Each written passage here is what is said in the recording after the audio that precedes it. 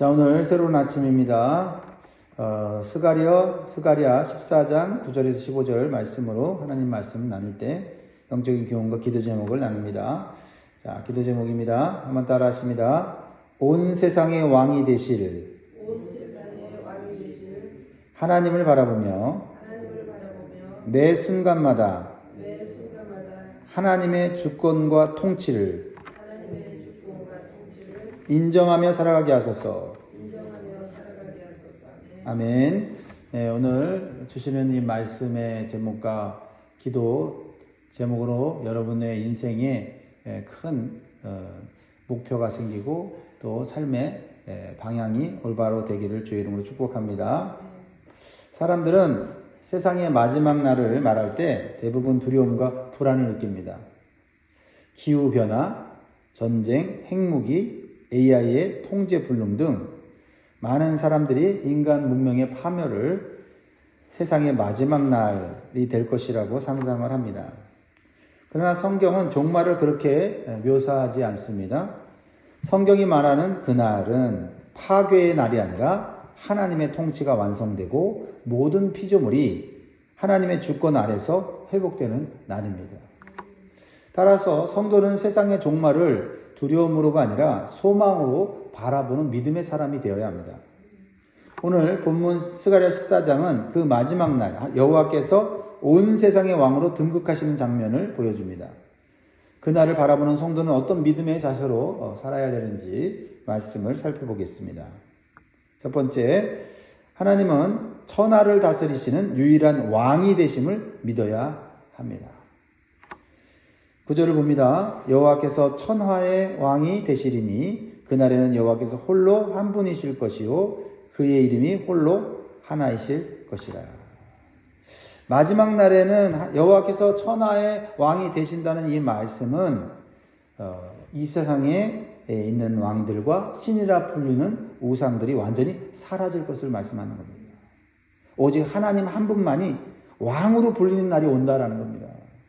하나님 왕이 아니셨는데 왕이 된다는 게 아니라 하나님은 처음부터 왕이셨는데 이 세상의 왕들이 또 사람들이 만든 우상들을 하나님보다 높이며 살았는데 마지막 날에는 어떤 현상이 일어나냐?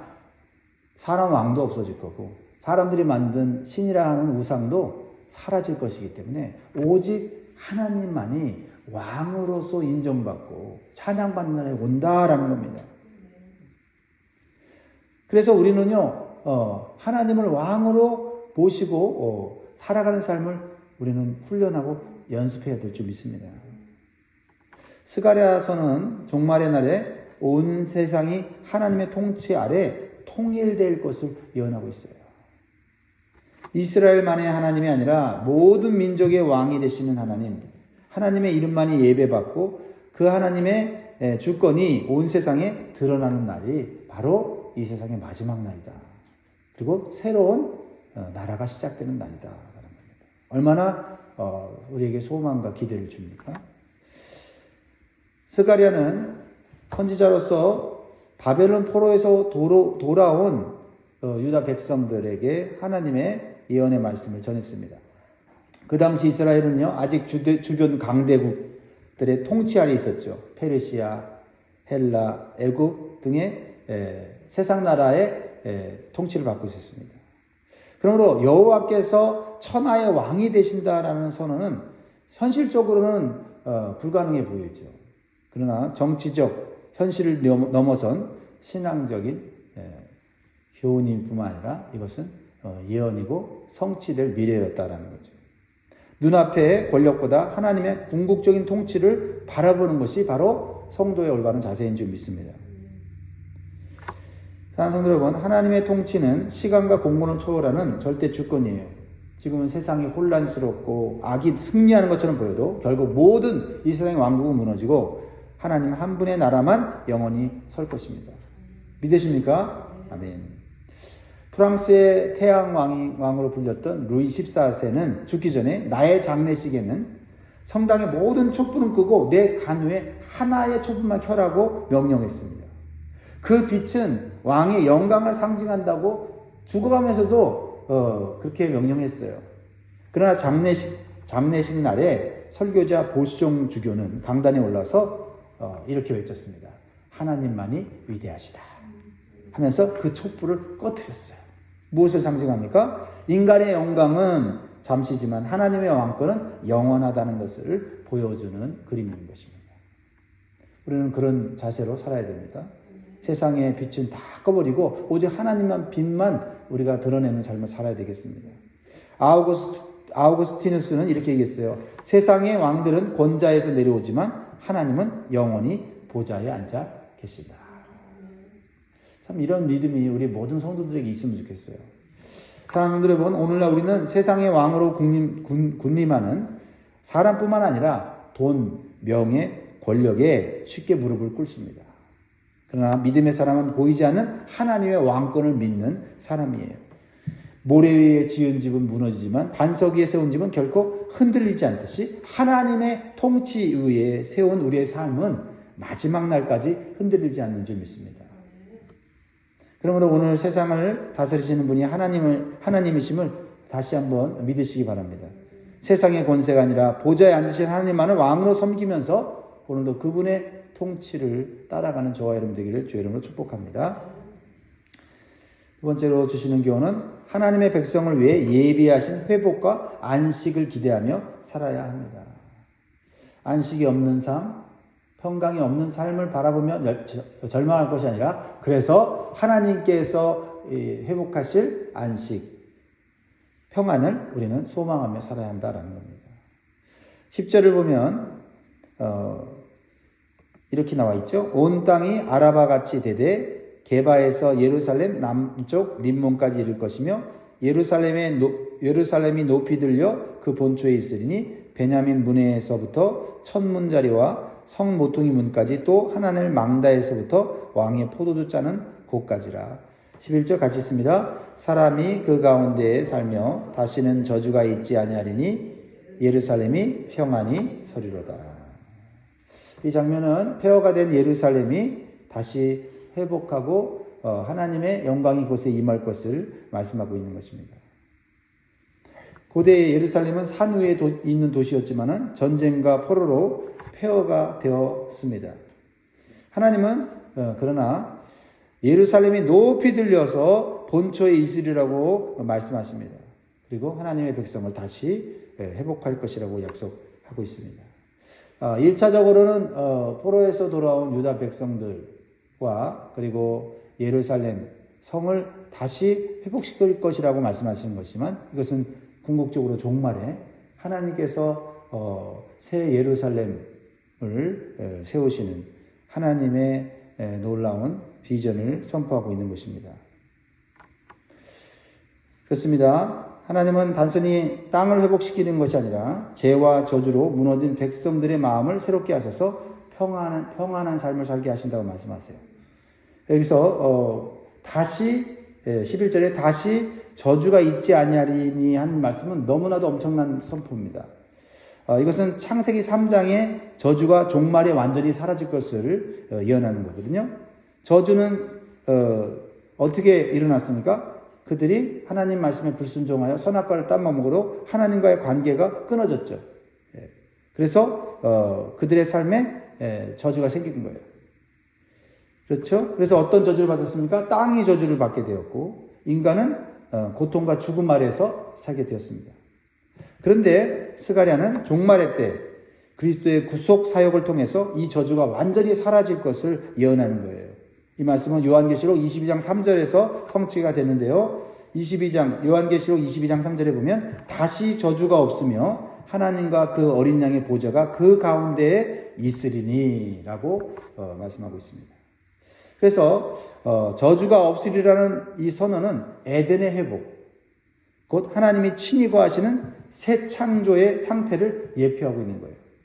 하나님과의 단절로 인한 모든 죄, 고통, 파괴가 사라지고 영원한 평화가 임하게 된다는 겁니다. 이것이 예수 그리스도의 십자가의 죽으심과 부활로 회복된 새 창조의 모습을 말하고 있는 것입니다. 따라서 예루살렘의 회복은 유대 민족의 회복에 머무르지 않고 유대인과 이방인이 하나 되어 그리스도 안에서 하나님 나라를 이루는 영적 공동체인 교회의 탄생을 의미한 거예요. 그리고 이 회복은 궁극적으로 요한계시록 21장에서 새 하늘과 새 땅의 새 예루살렘으로 완성된다는 겁니다. 그것은 더 이상 저주가 없고 죽음도 슬픔도 눈물도 없는, 질병도 없는 완전한 평화를 누리는 거룩하고 순결한 공동체가 된다라는 것입니다. 오늘날 교회는 바로 이 새 예루살렘의 모형이자 전초기지입니다. 세상 속에서 하나님의 통치에 순종하며 거룩과 공의를 실천하고 열방을 향해 복음을 전하는 공동체로서 이 땅의 새 예루살렘의 회복을 미리 살아내는 공동체가 되어야 할 줄 믿습니다. 이것이 우리를 구원하시고 우리를 교회로 세우신 하나님의 놀라운 비전이고 마지막 날에 이루실 하나님의 놀라운 주권과 통치의 완성인 거예요. 그러니까 우리가 교회를 다니는 것이 단순히 이 땅에 사는 삶의 어떤 필요를 채워주는 정도가 아니다는 겁니다. 이게 엄청난, 그렇죠? 우주적인, 그렇죠? 온 세상을 통치하시는 하나님이 한 나라를 이루어 하나님의 백성이 되게 하고 그곳에 하나님의 평강이 임하는 엄청난 비전을 오늘 우리에게 보여주고 있는 것입니다. 사랑하는 성도 여러분, 사람들은 인생이 무너졌을 때 우리는 다시 세워질 수 있을까 걱정하고 절망합니다. 그러나 하나님은 어떠한 황폐한 땅에서도 새로운 일을 시작하시고 새로운 삶을 회복하십니다. 마치 겨울이 지나면 봄이 오듯 하나님은 눈물의 골짜기를 지나 은혜의 샘으로 나아가게 하시는 줄 믿습니다. 하나님은 지금도 우리의 삶 속에서 회복을 준비하고 계십니다. 낙심하지 말고 하나님이 세우실 새 예루살렘을 바라보면서 믿음으로 인내하시기 바랍니다. 하나님은 반드시 저와 여러분을 평안한 삶을 영원히 살게 해주실 줄 믿습니다. 세 번째로 주시는 교훈은 하나님의 통치를 거부하는 세력에게 임할 심판을 기억하고 하나님의 공의를 믿는 거룩한 삶을 살아야 한다라는 겁니다. 12절 말씀 같이 읽을까요? 12절 시작. 예루살렘을 친 모든 백성에게 여호와께서 내리실 재앙은 이러하니 곧 섰을 때에 그들의 살이 썩으며 그들의 눈동자가 눈구멍에서 썩으며 그들의 혀가 입속에서 썩을 것이요.